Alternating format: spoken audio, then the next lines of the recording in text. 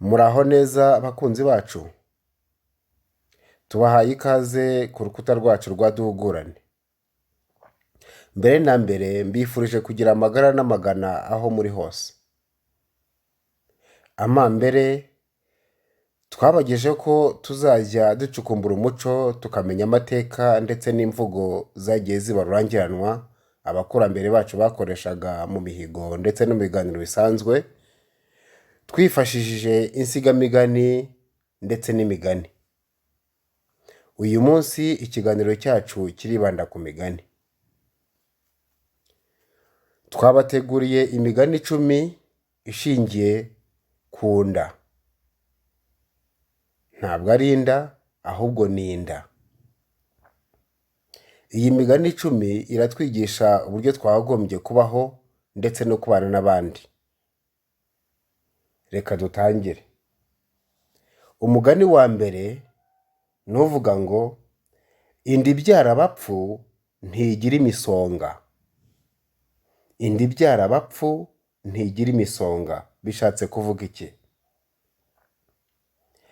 Inda ibyara abapfu, abapfu bagereranwa n'ikintu kidafite agaciro,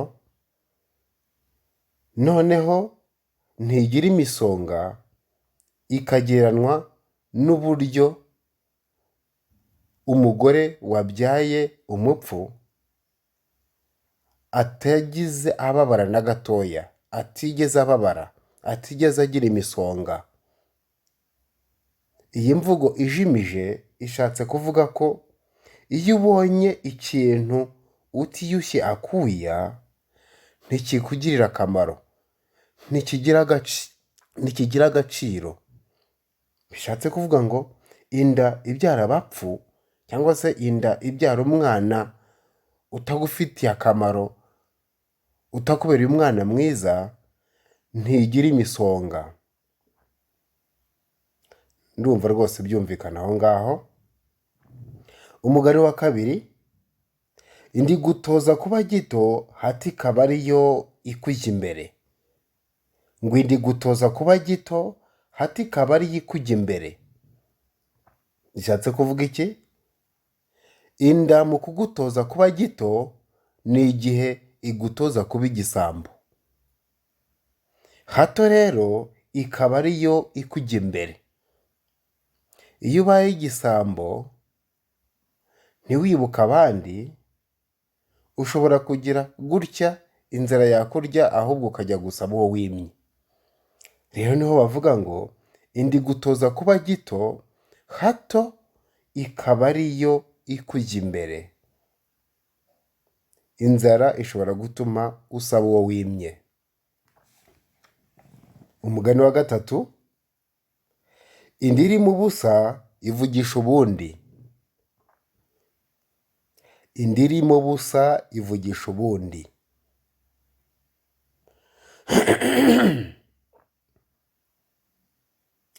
Uyu mugani ushaka kuvuga ko amagambo y'umushonji ntajya agira umujyo. Iyo umuntu asaba cyangwa se iyo umuntu ari umushonji, iyo asaba amagambo ye agenda acikagurika, agenda atagira umujyo umwe, kuko aba ari gutakamba ngo abone icyo arya. Rero indi iri mu busa ivugisha ubundi. Ivugisha ubundi busa, nicyo bishatse kuvuga. Umugani wa kane, indi iri mu busa ntiyiyereka ingabo. Indi iri mu busa ntiyiyereka ingabo. Ingabo hano twashaka kugaragaza nk'umuntu ukora cyane, ari nk'umuntu uri ku rugamba. Kandi kuba ku rugamba inda yawe iri mu busa, ubwo namwe murabyumva ibyabo. Hano bishatse kuvuga ngo umushonji nta bakwe agira. Ni naho tujya twumva imigani isanzwe mu bantu bagira ngo hari imikiri mu nda, cyangwa se umudiho uva mu itako. Iyo umuntu yariye ahaze agira ibakwe. Agira ibakwe ku kazi, agira ibakwe mu murimo arimo wose, agira ibakwe. Ndumva byumvikana aho ngaho. Umugani wa gatanu, inda isumbya nyirayo amaboko ntihingirwa. Ngo inda isumbya nyirayo amaboko ntihingirwa. Bishatse kuvuga iki? Iyo inda yagusumbije amaboko ntabwo bayihingira. Iyo igusumbije amaboko ugira utya ukararikira iby'abandi. Hari n'aho mujya mwumva bavuga ngo inda mbi yishe nyirayo, cyangwa se inda mbi yishe mugasa. Iyo inda idashoboye gutegereza iby'amaboko yayo yabibye, ijya gusarura iby'abandi. Bishatse kuvuga ngo iyo inda igusumbya amaboko hari igihe igutamaza, kuko ishobora kurarikira iby'abandi ugasanga urakorakoye.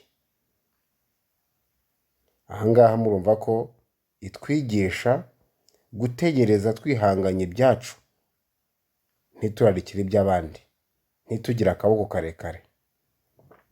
Umugani wa gatandatu uragira uti, inda ntindi icura iy'ejo. Inda ntindi icura iy'ejo. Hari undi mugani bijyanye uvuga ngo inda uyibwira icyo uyirarije, ntuyibwira icyo uyihaye.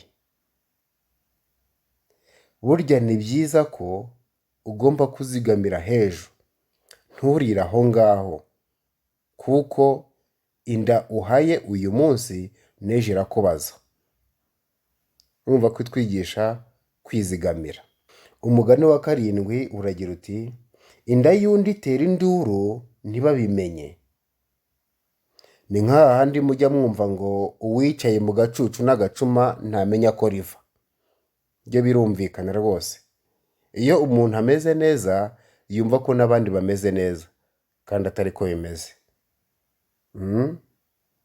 Iratwigisha kuba twakumva n'abandi uko tumeze, ko n'abandi hari abandi bameze ukundi. Nibura tukagerageza tukumva n'abandi. Umugani wa munani uragira uti, inda ni akameneshabanga. Inda ni akameneshabanga. Burya inzara igaragaza umuntu uwo ari we. Aha ngaha birumvikana. Inda ni akameneshabanga. Inda ishobora kukumenesha ibanga. Inda ikugaragaza uko uri. Niho bisobanuye ngo inzara igaragaza umuntu uwo ari we. Umugani wa cyenda uragira uti, inda nini itera amazinda. Inda nini itera kwibagirwa abandi. Igisambo cyibagirwa abandi.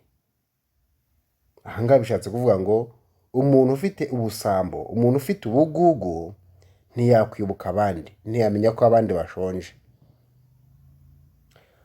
Umugani wa nyuma rero wa 10 uragira uti, indushyi y'umugabo iryana umweko. Indushyi y'umugabo iryana umweko. Bishatse kuvuga iki? Indushyi y'umugabo numenya uburyo abayeho. Kuryana umweko ni ukumenya igihaza inda yawe, ni ukumenya igikwiriye inda yawe, ni ukumenya ikijyanye n'ibyo utunze, ni ukumenya ikijyanye n'ibyo winjiza. Rero indushyi y'umugabo iryana umweko, niba uhembwa 50,000 ntiwakagombye kubaho nk'umuntu uhembwa 100,000 cyangwa 200,000. Ni ukumenya uburyo wowe ubwawe ugomba kubaho mu buryo bwawe n'ibyo ufite. Iki kintu kiratwigisha ikintu gikomeye cyo kwimenya. Kwimenya ni ibintu by'agaciro. Rero uyu mugani ugira uti, indushyi y'umugabo iryana umweko, ni ukumenya kubaho mu buryo bwawe bwite, ni ukwimenya. Aha rero niho dusoreje ikiganiro cyacu kijyanye n'imigani y'imigenurano, ariyo umuntu akoresha mu mvugo aganira n'abandi ku buryo wumvwa nk'umuntu wasomye byinshi cyangwa se ukumvwa nk'umunyabwenge. Ni byiza rero niba hari imvugo yaba igusobye utayumvishije neza, wabyitwandikira mu bitekerezo ku buryo twabigusubiza cyangwa se twagusobanurira mu buryo bwimbitse, dore ko twese tubereyeho ku bwanyu. Murakoze rero, tuyifurije kugira ishya n'ihirwe mu mirimo yose murimo. Mwari kumwe na Ntakirutimana Alexandre. Mugire ibihe byiza.